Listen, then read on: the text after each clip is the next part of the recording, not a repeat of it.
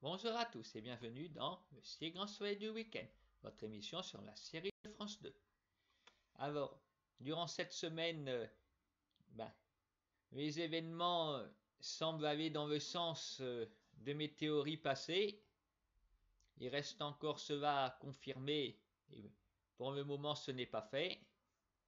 Nous voyons également d'autres intrigues arriver à leur conclusion, je pense, et de nouvelles apparaître. C'est parti pour le résumé de la semaine en images. Alors, Xavier revient enfin sur le devant de la scène en apprenant que Alice recherchait sa mère. Là, nous l'avons vu avec sa mère à lui.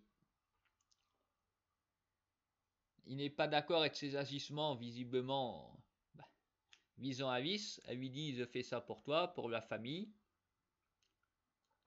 D'où une nouvelle théorie de ma part. Cette femme est la mère d'Alice et Xavier serait son demi-frère. Après, on ne sait pas évident pourquoi elle fait ça, mais je me dis que du coup, Alice et Julien, au niveau mère, ils sont pas gâtés l'un comme l'autre, des femmes dangereuses.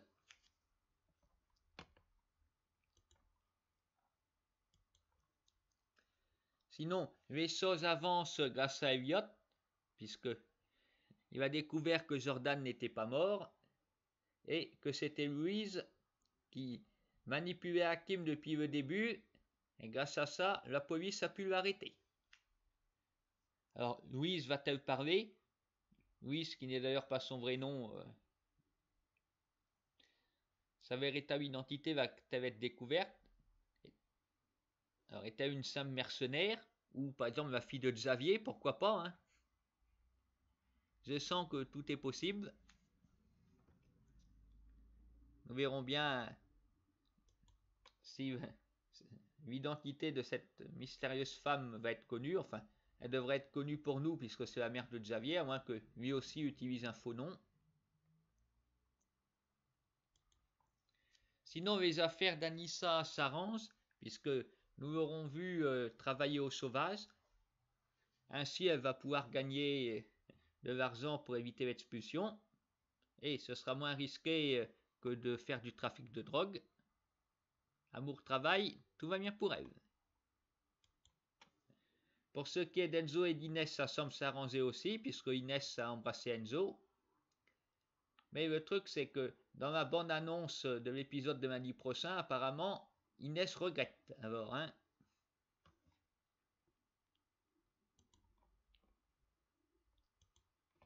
Autre couple dans la tourmente, c'est Manu, toujours être la cousine d'Alex, mais il a une autre femme en tête, Elsa. Alors cette dernière a besoin d'argent. Virgile en a un petit peu besoin aussi. Alors du coup, une idée, puisqu'il trempe maintenant dans le trafic de cigarettes, il a l'intention de dépouiller son patron, sans savoir que c'est Elliot qui est derrière ce trafic, et qu'Elliot en a besoin aussi, puisque c'est un indice pour la police. Normalement, il doit piéger quelqu'un, on ne sait pas qui c'est. Nous n'avons pas l'opportunité de voir Elliot préparer son plan. Il faudra attendre un petit peu pour voir s'il va réussir sa mission. On ne sait pas qui est sa cible.